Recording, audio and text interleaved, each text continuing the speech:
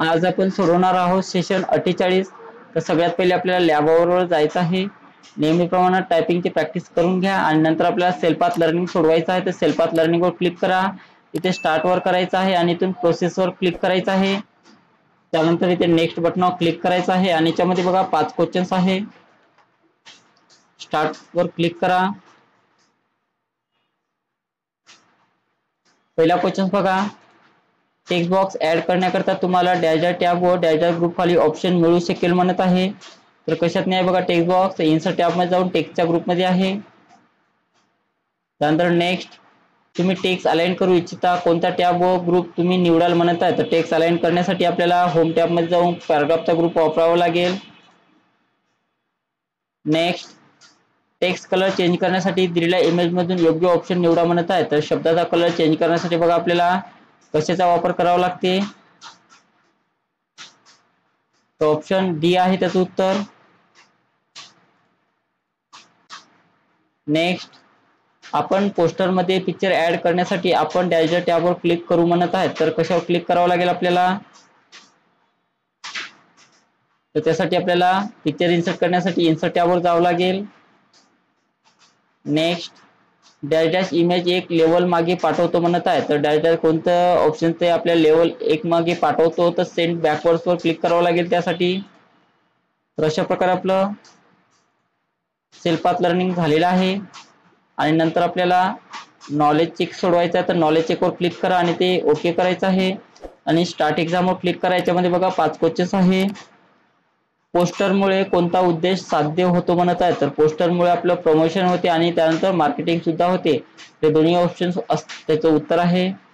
Select केलेल्या टेक्स्टचा font size वाढवण्याकरिता पुढीलपैकी कोणता आयकॉन तुम्हाला उपयोगी पडेल म्हणत आहे। तर कोणता ऑप्शन उपयोगी पडेल, तर ऑप्शन बी हे त्याचं उत्तर आहे।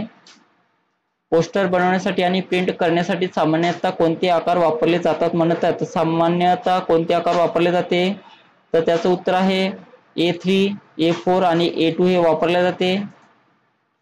ठळक टेक्स्ट ठळक करण्यासाठी पुढीलपैकी कोणत्या आयकॉनवर तुम्ही क्लिक कराल म्हणत आहे। तर ठळक करण्यासाठी आपण बोल्ड ऑप्शन वापरतो।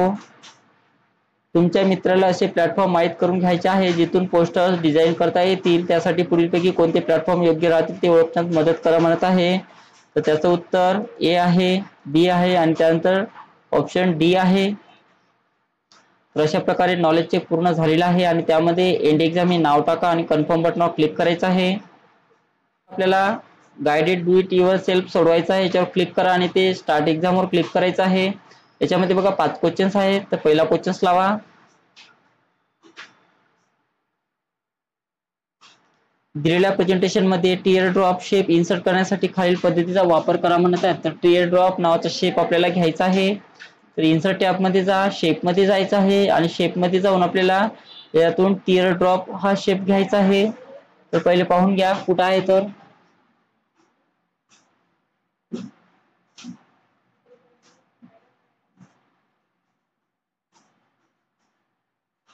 बघा या ठिकाणी दिलेला आहे, घ्यायचा आहे आणि ड्रॅग करून इथे काढा अशा प्रकारे आणि त्यानंतर सबमिट करायचं आहे। पुढचा क्वेश्चन्स लावा।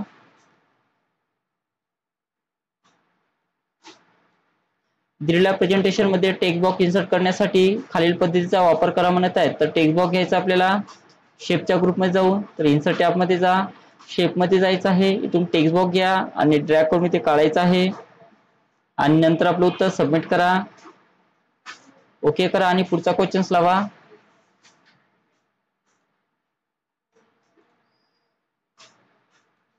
दिलेल्या प्रेझेंटेशन मध्ये तुमच्या डेस्कटॉप मधून तुमच्या आवडीचे पिक्चर इन्सर्ट करण्यासाठी या पद्धतीचा वापर करा म्हणत आहे। तर इन्सर्ट टॅब मध्ये जा, पिक्चर मध्ये जायचं आहे आणि कोणताही पिक्चर घ्या आणि त्यानंतर इन्सर्ट करायचं आहे आणि नंतर आपलं उत्तर सबमिट करा, ओके करायचं आहे आणि त्यानंतर पुढचा क्वेश्चन्स लावा।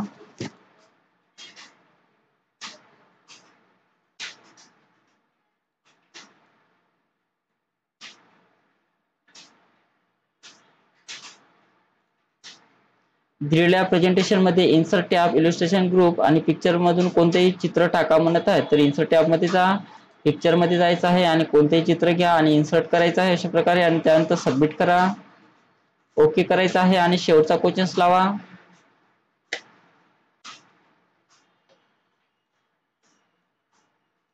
दिलेल्या प्रेझेंटेशन मध्ये फ्रेम शेप इन्सर्ट करण्यासाठी इन्सर्ट टॅब, इलिस्ट्रेशन ग्रुप आणि शेप याचा वापर करा म्हणत आहे. तर फ्रेम नावाची शेप याच्यातनी घ्यायची आहे आपल्याला. तर इन्सर्ट टॅब मध्ये जायचं आहे, त्यानंतर शेप मध्ये जा आणि शेप मध्ये गेल्यानंतर इथून फ्रेम नावाची इथून शेप घ्यायची आहे इथे फ्रेम, आणि इथून ते ड्रॅग करून काढा आणि त्यानंतर सबमिट करायचं आहे. अशा प्रकारे आपलं guided do it your self झालेलं आहे. त्यामध्ये एंड एक्झाम हे नाव टाकायचं आहे आणि कन्फर्म बटनावर क्लिक करा. त्यानंतर आपल्याला 1 मिनिटाचा प्रोसेस फुलवचा टायमिंग पूर्ण करायचा आहे आणि ते झाल्यानंतर बघा आपल्याला सिम्युलेशनचे क्वेश्चन सोडवायचे आहे. तर सिम्युलेशन क्वेश्चन्सवर क्लिक करा आणि ते स्टार्ट एक्झामवर क्लिक करायचं आहे. त्याच्यामध्ये बघा 2 क्वेश्चन्स आहे. तर पहिला क्वेश्चन लावा इथून. मायक्रोसॉफ्ट पॉवरपॉईंट विविध प्रकारचे टेम्पलेट प्रदान करते, म्हणून MS पॉवरपॉईंट उघडा, शोध बार मध्ये योग पोस्टर टेम्पलेट शोधा आणि ते तयार करा म्हणत आहे. सर्च बॉक्स मध्ये क्लिक करा, योग पोस्टरवर क्लिक करायचं आहे आणि इथून क्रिएट बटनावर क्लिक करा आणि त्यानंतर सेव्ह करायचं आहे. नेक्स्ट. चांगले संपादन हे सुनिश्चित करते की संभाषणकर्ता काय संवाद साधण्याचा प्रयत्न करीत आहेत हे वाचकांना समजण्यास सक्षम आहे. म्हणून yoga happiness beyond the mat as well निवडलेल्या मजकुरात फॉन्ट आकार बदलून 96 करा म्हणत आहे. तर साईज 96 करायची आहे. तर साईज मध्ये जा आणि त्यातून 96 घ्यायचे आहे आणि त्यानंतर सेव्ह करा. तर अशा प्रकारे आपलं सिम्युलेशन झालेलं आहे पूर्ण. एंड करायचं आहे आणि त्यामध्ये एंड एक्झाम हे नाव टाका आणि कन्फर्म बटनावर क्लिक करायचं आहे. नंतर आपल्याला सेशन कंप्लीशन टेस्ट सोडवायचं आहे, त्याच्यावर क्लिक करा आणि ते स्टार्ट एक्झामवर क्लिक करायचं आहे. तर पहिला क्वेश्चन बघा, डॅश डॅश डिस्क किंवा त्याच्या मेमरीवर डिजिटल पद्धतीने इमेज रेकॉर्ड करतात म्हणत आहेत. तर काय करतात बघा, डिजिटल कॅमेरा हे त्याचं उत्तर आहे. संगणकाद्वारे तयार केलेल्या फाईल्समध्ये वास्तविक चित्रे किंवा दस्तऐवज हस्तांतरित करण्यासाठी स्कॅनरचा वापर केला जातो म्हणत आहे.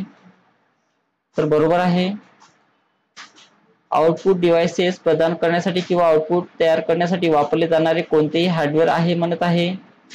तर बरोबर आहे. मायक्रो प्रोसेसरचे खालीलपैकी 2 मुख्य घटक कोणते आहे म्हणत आहे. तर त्याचे 2 मुख्य घटक हे कंट्रोल युनिट आहे, अरिथमॅटिक लॉजिक युनिट आहे. त्यानंतर SIM वर क्लिक करा आणि एंड एक्झाम करायचं आहे. तर अशा प्रकारे सर्व सेशन कंप्लीशन टेस्टचे क्वेश्चन झालेले आहे. ओके करा. तर अशा प्रकारे आपलं सेशन 48 पूर्ण झालेलं आहे.